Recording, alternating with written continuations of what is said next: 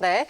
자, 오늘의 탐방 보고서 시간입니다. 포스트 코로나 시대의 유통업계의 생존 전략에 대해서 이야기를 나눠볼 텐데요. 이베스트 투자증권 리서치센터 오리나 연구원 나오셨습니다. 안녕하세요. 안녕하세요. 네, 어서 오세요.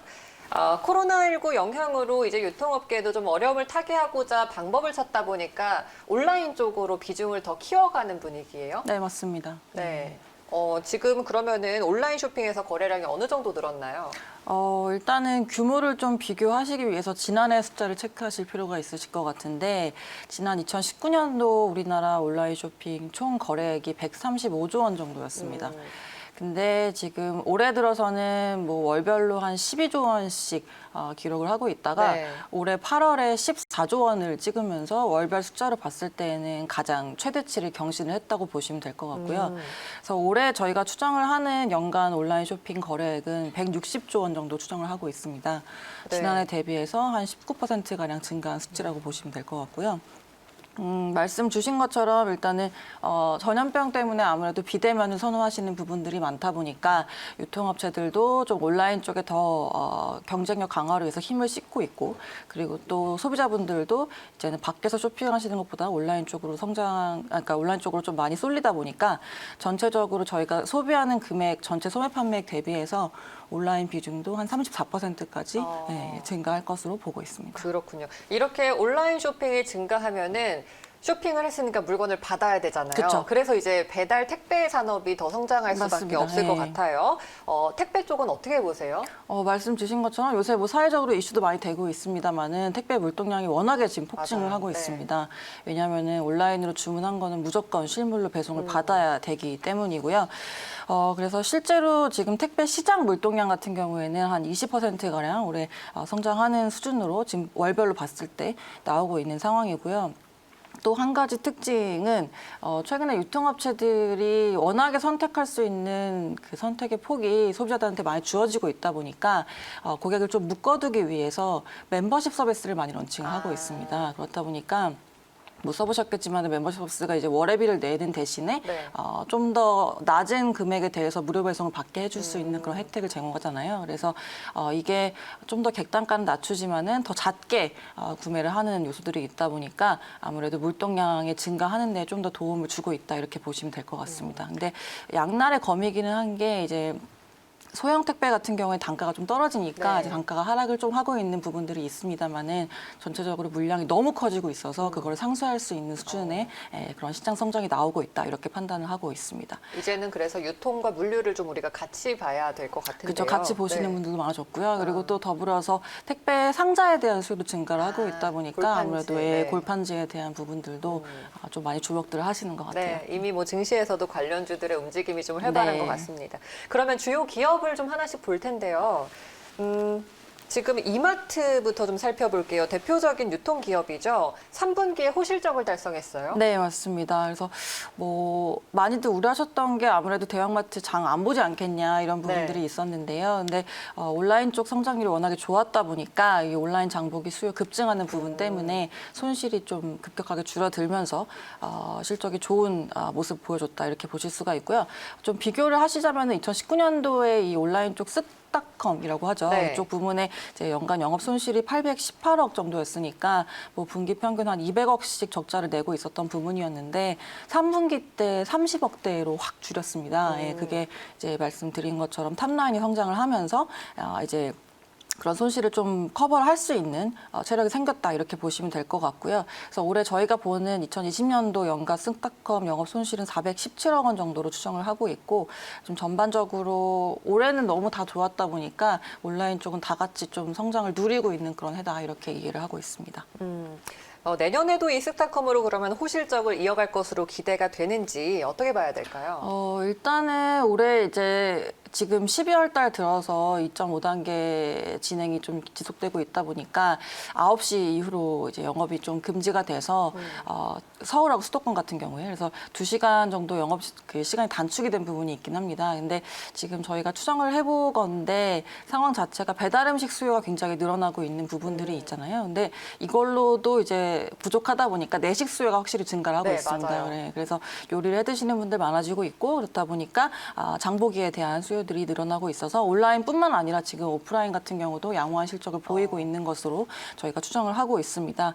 그리고 이마트 같은 경우에 그동안에 전문점이라고 불리는 포맷들이 적자를 좀 크게 내고 있었는데요. 이 부분이 아시겠지만은 그동안에 출점 여력이 이제 마트가 더 이상 출점을 하기 좀 어렵다 보니까 새로운 동력을 확보하기 위해서 뭐 여러분들 보신 노브랜드 전문점이나 네. 아니면은 뭐 몰리스 펫샵이나 이런 여러 가지 형태의 카테고리 킬러들을 런칭을 한 바 있습니다. 근데 적자 규모가 연간으로 지난해 같은 경우 866억 원 정도였었거든요. 근데 이제 노브랜드 같은 경우에 이제 올해 들어서 흑전을 했습니다만은 다른 점포들 같은 경우 좀 적자를 내고 있어서 그걸 정리하는 작업들을 올해 진행을 좀 많이 했었고요. 그렇다 보니까 올해 같은 경우는 이제 지금 남아있는 전문점이 320개 정도 점포인데 이 중에 270개 정도가 이제 노브랜드 점포다 보니까 손실이 좀 줄어들 것으로 네. 보고 있습니다. 노브랜드 얘기가 나와서 말인데 네. 이제는 이제 유통업체들도 자체적인 PB 상품이나 뭐 밀키트 제품들을 좀 많이 내놓잖아요. 네네. 이런 것도 지금 실적에 기여를 하고 있는 건가요? 이거를 이제 만들어주고 있는 뭐 계열사 같은 경우에는 네. 좀 수혜를 받을 수가 있는 부분들이 있고요. PB 상품 같은 경우는 이제 말씀 주신 것처럼 국내 수요도 수요지만은 향후에 수출할 수 있는 그런 성장 동력도 확보할 수 있는 부분이 있기 때문에 저희도 주목을 하고 네, 있습니다. 알겠습니다. 자, 이번엔 물류 쪽에서 좀 대표적으로 쿠팡을 보고 싶은데요. 네. 최근에 쿠팡은 그냥 물류가 아니라 좀 사업을 다각도로 펼쳐나가고 있는 것 같아요. 네. OTT 사업에도 진출을 한다면서요? 네, 깜짝 놀랐죠. 네. 이제 지난주에 공식적으로 런칭을 했고요. 뭐 아시겠지만 이름은 이제 쿠팡 플레이라고 런칭이 되었습니다. 그래서 지난 이제 7월 달이었죠. 올해 이제 중순쯤에 싱가포르 OTT 업체에 훅을 인수한 바 있는데 실제로 이렇게 진행이 될 거라고 좀 업계에 소문이 있었는데 이렇게 나올 줄은 크리스마스 이브 때 나올 줄은 몰랐는데 어쨌든 이제 요금제 같은 경우가 좀 특이한 부분들이 있는데 아시는 쿠팡 와우 월회비 이미 지금 내고 쓰고 있는 그런 무료 배송 관련한 멤버십 회원이면은 다들 이용을 하실 수가 있는 부분이고 2,900원이 이제 월 회비입니다. 근데 아시는 대로 넷플릭스나 뭐 웨이브나 지금 국내 서비스하고 있는 OTT 업체들 대비해서 좀 저렴한 요금이다 보니까 초반에 트래픽을 확보하는 데는 굉장히 도움이 될 것이다 이렇게 판단을 하고 있고요. 아시는 대로 이제 쿠팡이 쿠페이 런치 분사를 했고 그리고 또 쿠팡 이츠도 올해 들어서 배달 수요가 증가하는 것 때문에 굉장히 호황을 누리고 있고요. 거기다가 올해 연내 아마 택배 사업자 발표가 날 건데 지난해 라이센스 반납한 이후에 다시 신청을 했기 때문에 아마 뭐 여부는 모르겠습니다만은 뭐 특이한 사항이 없으면 아마 허가가 날 걸로 보고 있고요. 그리고 더불어서 OTT까지 지금 진출했다 보니까 제가 말씀드린 모든 영역에 지금 이커머스 외에도 지금 뭐라 그러지? 커버하고 있는 부분들을 많이 확장하고 있다 이렇게 보고 있습니다. 쿠팡이 결국은 나아가려고 하는 지향점이 뭔지가 저는 궁금하더라고요. 저도 궁금해요. 네, 다각도로 너무 펼쳐나가다 보니까 약간 카카오와 좀 닮아있다? 이런 생각이 개인적으로 네. 좀 들기도 했었는데 어쨌든 결국 내년에는 쿠팡도 이커머스 쪽에서 좀 강자 자리를 선점하려는 건가요?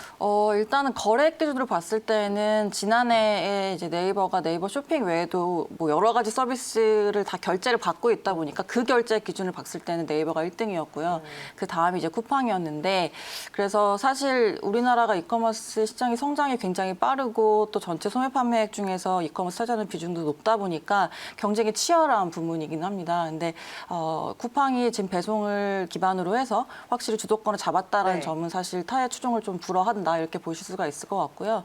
근데 내년 같은 경우에는 사실 올해는 다 너무 좋았기 때문에 다들 다 같이 뭐 누리는 해였고 누가 하나가 도태되고 이런 모습들이 나오지 않았던 반면에 내년에는 이제 쿠팡도 그렇고 네이버도 지금 CJ 대한통운과 CJ 그룹과 지분 수합을 하면서 좀 여러 가지 협력을 하고 있다 보니까 그런 합종 연행이 좀 기대가 되는 상황이다 이렇게 판단하고 있습니다. 아까 이마트를 여쭤볼 때 제가 하나 깜빡 잊었는데 신세계 쪽은 그러면은 내년도에 매출 회복이 기대가 되나요? 신세계는 아무래도 이제 백화점과 면세점으로 크게 나눠가지고 보셔야 될 것 같은데요. 백화점 같은 경우는 지금 가전하고 명품 쪽 수요가 워낙에 좋습니다. 그래서 더블디지 성장을 하고 있는 반면에 사실 그런 품목들이 마진에 도움이 되는 품목들은 아니거든요. 왜냐하면 백화점은 옷을 팔아야지 가장 수익성이 좋기 때문에 이제 그런 게 좀 상쇄가 되는 부분이 약간은 있다 보실 수가 있을 것 같고 면세점 같은 경우에는 지금 사실 바닥을 찍었습니다. 그래서 상당히 중국 보따리상들이 다시 활동을 재개를 한 상황이고요. 다만 이제 코로나 상황이 언제까지 좀 지속될지는 지켜봐야 될 것 같다. 왜냐하면 아무래도 입국자 수에 그렇죠. 영향이 있다 네. 보니까 그런 부분들은 좀 체크를 하고 있습니다. 네. 알겠습니다. 네, 오늘 포스트 코로나 시대 내년도를 바라보면서 유통업계의 생존 전략은 뭔지 투자 포인트를 좀 만나봤습니다. 오리나 연구원 말씀 여기까지 듣도록 할게요. 고맙습니다. 감사합니다.